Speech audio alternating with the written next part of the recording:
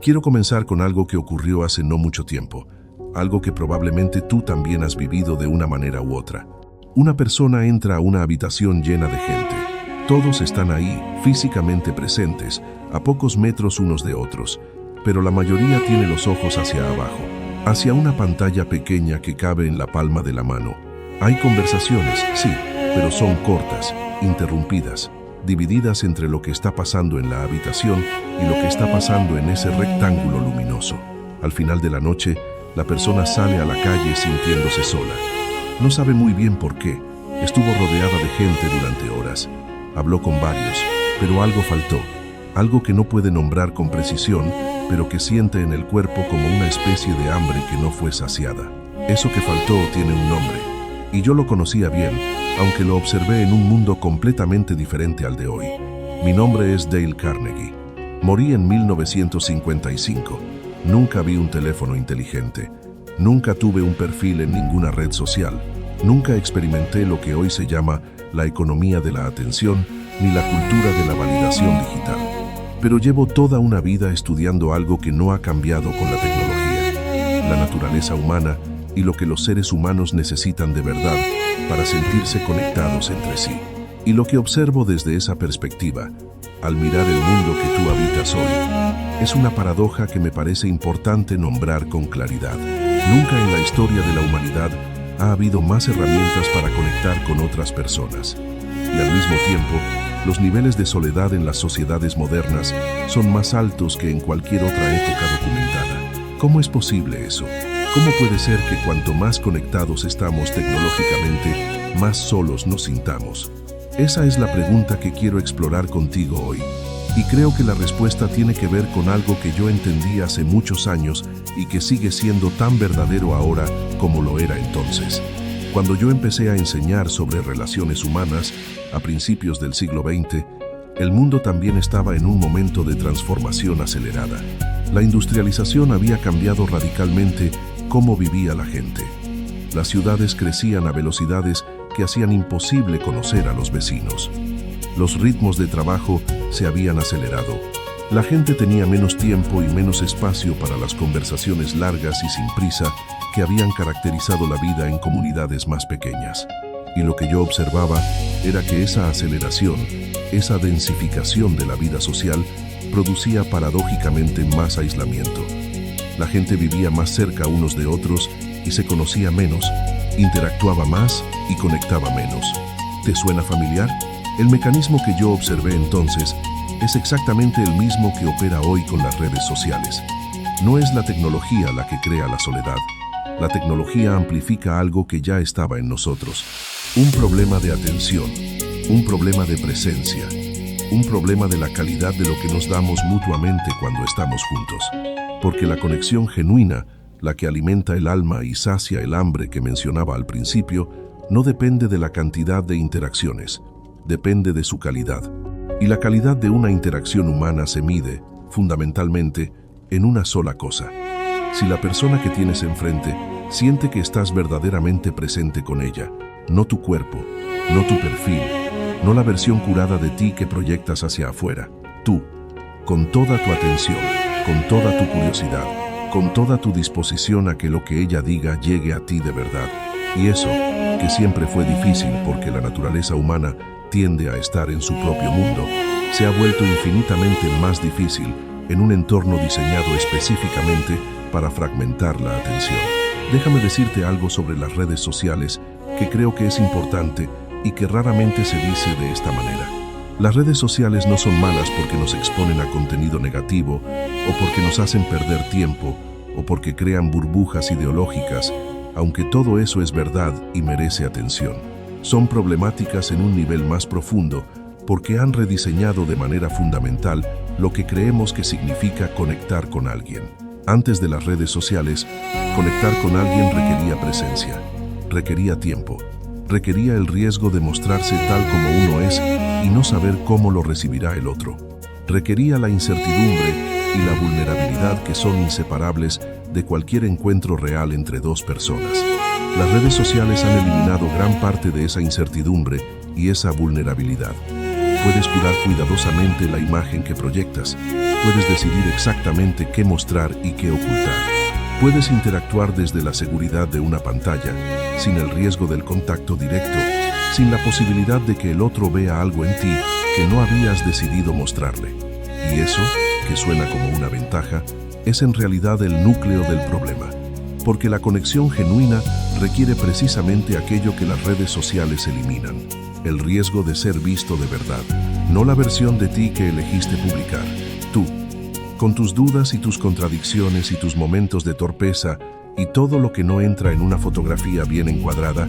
Cuando yo enseñaba sobre relaciones humanas, una de las cosas que más repetía es que la gente no conecta con tu mejor versión. Conecta contigo, con la persona real que hay detrás de la presentación. Y esa persona real solo puede aparecer cuando hay suficiente seguridad y suficiente presencia como para soltar la presentación.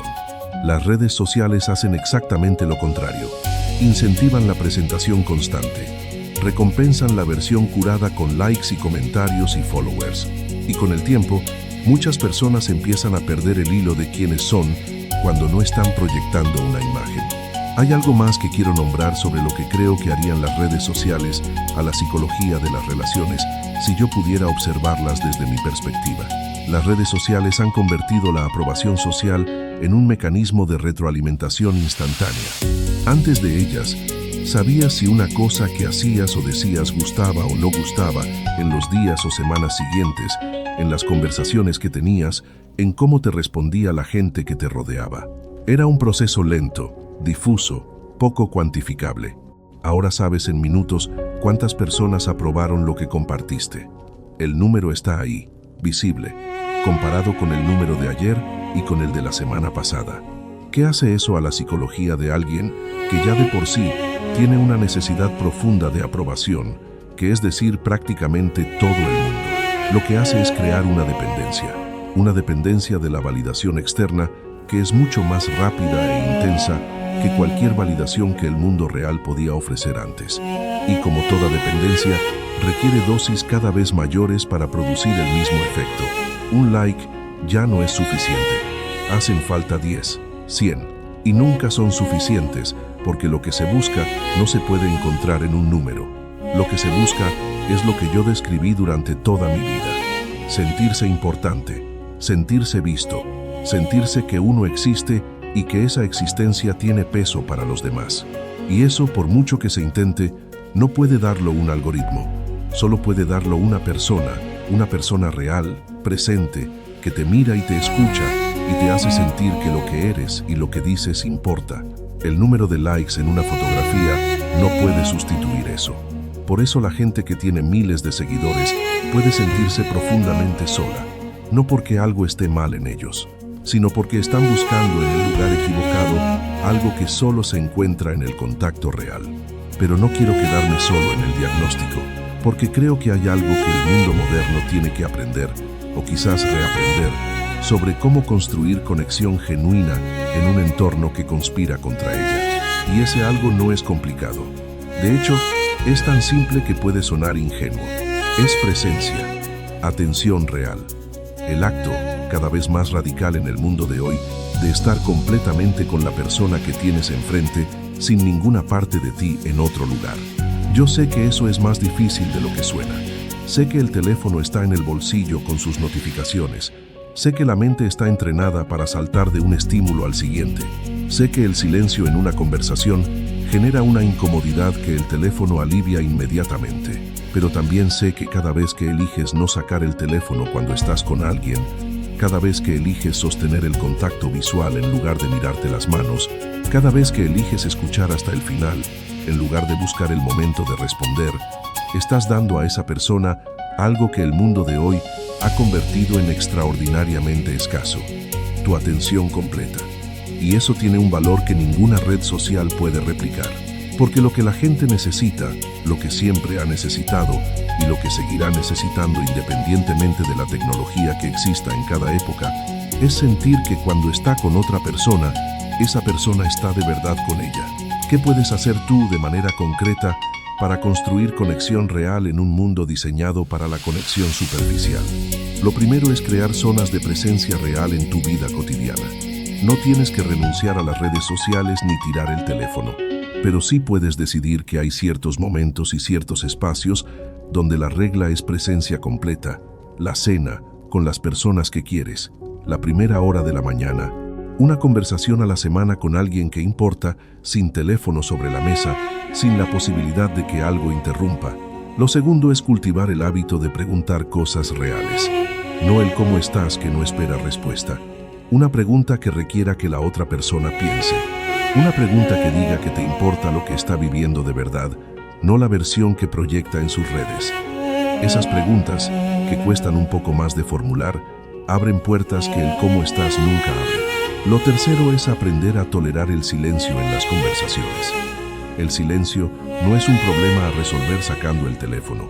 Es el espacio donde las conversaciones se profundizan, donde alguien decide si confiar un poco más o quedarse en la superficie. Resistir el impulso de llenarlo con el teléfono es un acto pequeño con consecuencias grandes. Lo cuarto tiene que ver con las redes sociales directamente. La próxima vez que vayas a publicar algo, hazte esta pregunta antes de hacerlo. ¿Estoy compartiendo esto porque genuinamente quiero que las personas que me importan lo conozcan o estoy buscando validación? No hay una respuesta correcta ni incorrecta, pero la honestidad con esa pregunta puede cambiar la relación que tienes con las redes y con lo que buscas en ellas. Y lo quinto es invertir tiempo y energía en las relaciones que puedes tener en persona, aunque sean pocas. Una amistad real, cultivada con presencia y con conversaciones honestas, alimenta de una manera que 1000 seguidores no pueden alimentar. No es una cuestión de cantidad, es una cuestión de calidad. Y la calidad de una relación se construye en el tiempo que pasas realmente presente con esa persona. La soledad moderna no es un problema tecnológico, es un problema de atención. Es la consecuencia de vivir en un mundo donde la atención se ha fragmentado tanto que ya no queda suficiente para dársela completa a nadie. Y la solución tampoco es tecnológica, es la misma que siempre ha sido. Es elegir, en los momentos que importan, estar ahí de verdad con la persona que tienes enfrente, con todo lo que eso implica, con el riesgo de ser visto y de ver, con la vulnerabilidad del contacto real, con la posibilidad de que algo genuino ocurra entre dos personas que se permiten estar presentes la una para la otra. Eso es lo que yo enseñé durante toda mi vida, y es lo que el mundo de hoy necesita más que nunca. Quiero explorar algo que creo que está en el centro del problema de la soledad moderna y que rara vez se nombra con la claridad que merece. Las redes sociales no solo han cambiado cómo nos comunicamos, han cambiado lo que creemos que significa conocer a alguien. Y ese cambio tiene consecuencias muy profundas que apenas estamos empezando a entender.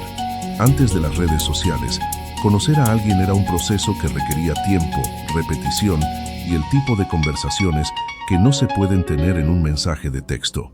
Requería verte con esa persona en distintos estados de ánimo, en distintos contextos, en los momentos buenos y en los difíciles. Requería construir algo juntos a través de la acumulación de experiencias compartidas. Las redes sociales han creado la ilusión de que conocer a alguien es mucho más rápido y más fácil que todo eso. Sigues su perfil durante un mes y crees que lo conoces.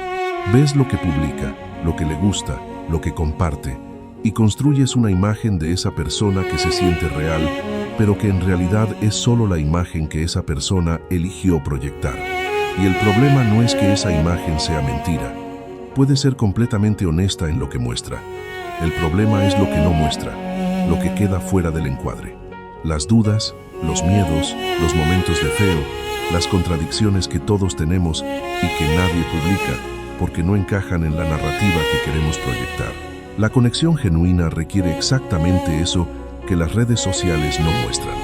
Requiere ver y ser visto en los momentos que no encajan, en los momentos donde la imagen se cuartea y aparece algo más real. Y esos momentos no ocurren en los perfiles. Ocurren en los encuentros reales, en el tiempo compartido, en las conversaciones que no tienen ningún propósito más que estar juntos. Hay algo que me parece importante decir sobre la diferencia entre la cantidad de relaciones y la profundidad de las relaciones. Las redes sociales están extraordinariamente bien diseñadas para aumentar la cantidad. Puedes tener cientos o miles de contactos, seguidores, conexiones. Puedes interactuar con muchas personas de maneras superficiales, con muy poco esfuerzo. Pero la profundidad no se logra con cantidad. La profundidad se logra con tiempo, con atención y con la disposición de dejar que alguien te conozca de verdad. Y esas tres cosas son exactamente las que las redes sociales no facilitan. Yo observé durante toda mi vida que las personas más felices en sus relaciones no eran las que tenían más amigos. Eran las que tenían algunas relaciones realmente profundas.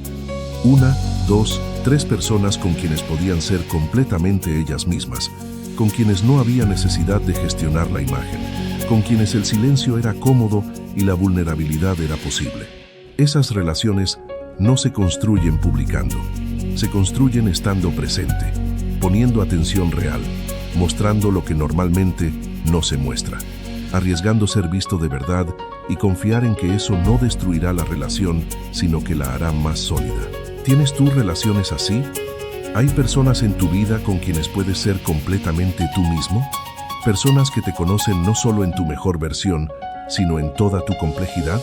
Si la respuesta es sí, cuídalas. Son más valiosas de lo que probablemente reconoces en el día a día. Si la respuesta es no o pocas, esa es una información importante sobre en qué dirección necesitas invertir tu energía relacional. Quiero hablarte también de algo que las redes sociales han hecho a la manera en que la gente se relaciona con la propia identidad. Algo que creo que tiene consecuencias directas en la capacidad de conectar genuinamente con los demás. Las redes sociales incentivan la construcción de una narrativa coherente y atractiva de uno mismo. Un perfil es, en esencia, una historia que cuentas sobre quién eres. Y esa historia tiene que ser consistente, tiene que tener cierta coherencia, tiene que encajar en un marco que los demás puedan seguir y comprender. El problema es que los seres humanos no somos coherentes. Somos contradictorios, cambiantes, llenos de facetas que no siempre encajan entre sí. Pensamos una cosa un día y lo contrario al siguiente. Valoramos algo durante años y de repente nos damos cuenta de que ya no lo valoramos. Somos distintos con distintas personas y en distintos contextos. Y cuando construyes una narrativa pública de ti mismo, que tiene que ser coherente y consistente, lo que terminas haciendo es congelarte en una versión de ti mismo que ya no es completamente verdadera, pero que has proyectado tanto hacia afuera que ya no puedes fácilmente cambiarla sin una explicación. Eso produce un tipo de rigidez muy particular, una incapacidad de crecer y cambiar con libertad, porque el crecimiento y el cambio implican contradecir la narrativa que has construido. Y en las relaciones, esa rigidez se manifiesta como una dificultad para ser genuinamente espontáneo, para sorprender, para ser distinto de lo que la otra persona ya sabe de ti, para mostrarte en dimensiones que no encajan en el perfil. La autenticidad, la que hace posible la conexión genuina, requiere exactamente lo contrario de esa rigidez. Requiere la libertad de ser distinto de cómo fuiste ayer, de cambiar de opinión sin justificarse, de ser complejo y contradictorio sin que eso amenace el sentido de quién eres. ¿Hay esperanza en todo esto? Yo creo que sí. Y no creo que la esperanza venga de renunciar a la tecnología, que tampoco es la solución. La esperanza viene de algo mucho más simple y mucho más antiguo que cualquier tecnología. Viene de la decisión de tratar las relaciones como lo que son, el recurso más valioso que tienes. No como una parte más de la vida que funciona sola si no la descuidas demasiado. Como algo que requiere atención deliberada, tiempo real y la disposición de estar presente de una manera que el mundo de hoy hace difícil pero no imposible. Cada conversación real que tienes, cada momento en que dejas el teléfono y estás completamente con la persona que tienes enfrente, cada vez que haces una pregunta genuina y escuchas la respuesta con toda tu atención, estás haciendo algo que va en contra de muchas de las fuerzas que el entorno moderno ha puesto en marcha. Estás eligiendo la profundidad sobre la amplitud, la presencia sobre la productividad, el encuentro real sobre la interacción digital, y en ese conjunto de elecciones cotidianas, pequeñas y no espectaculares, se construye la vida relacional que de verdad alimenta. Las redes sociales son una herramienta. Como todas las herramientas, su valor depende de cómo las usas.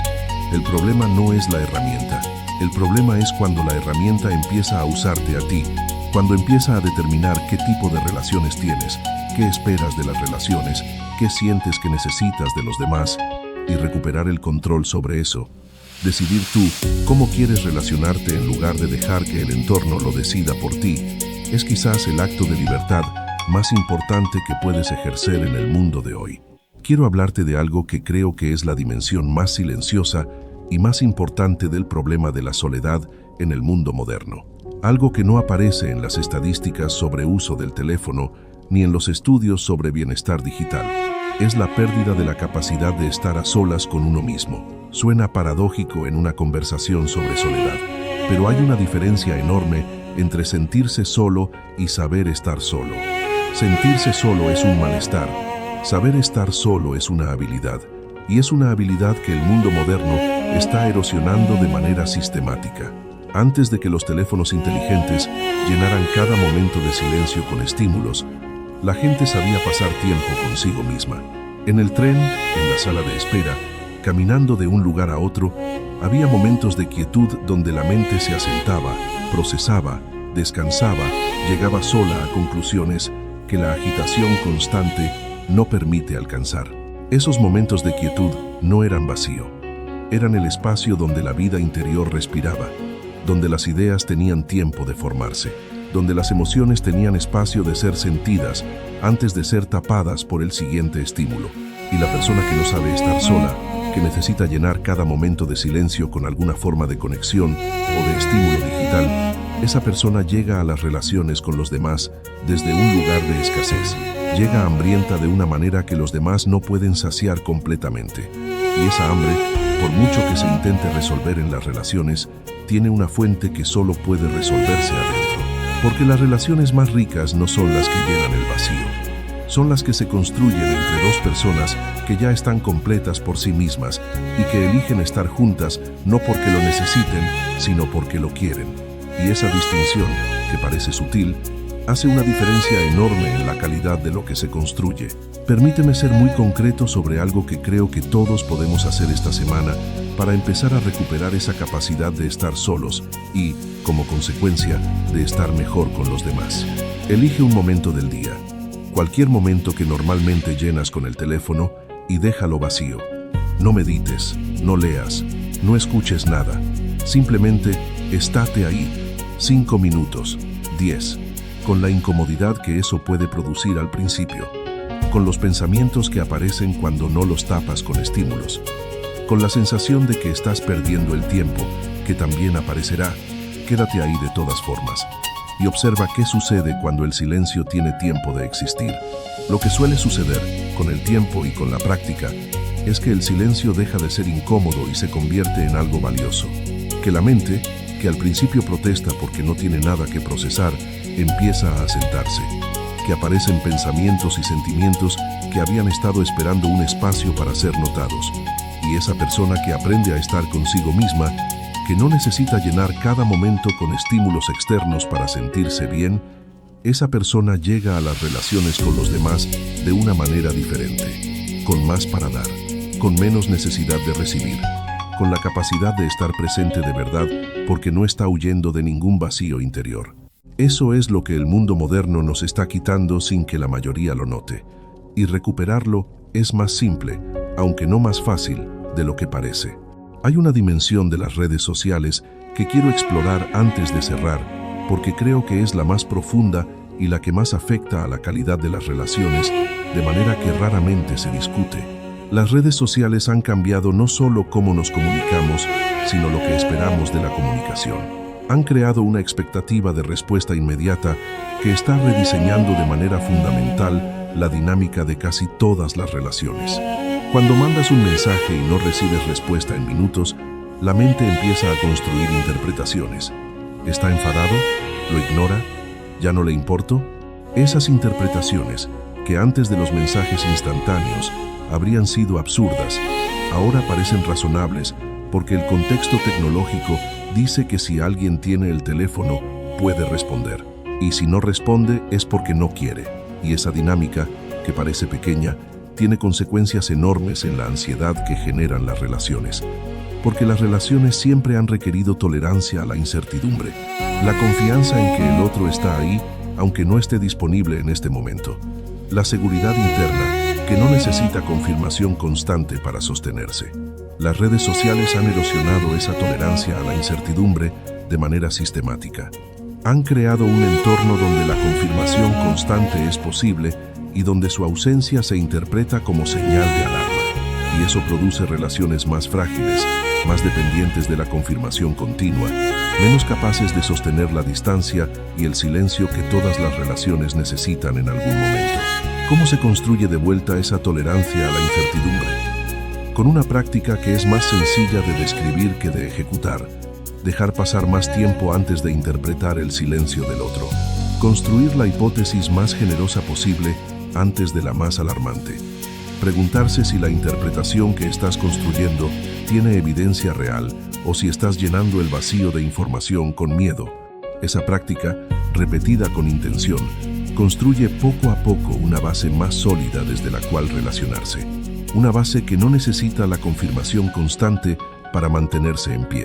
Y desde esa base más sólida, las relaciones pueden ser más libres, menos demandantes, más capaces de sostenerse en la distancia y el silencio sin que eso amenace lo que se ha construido.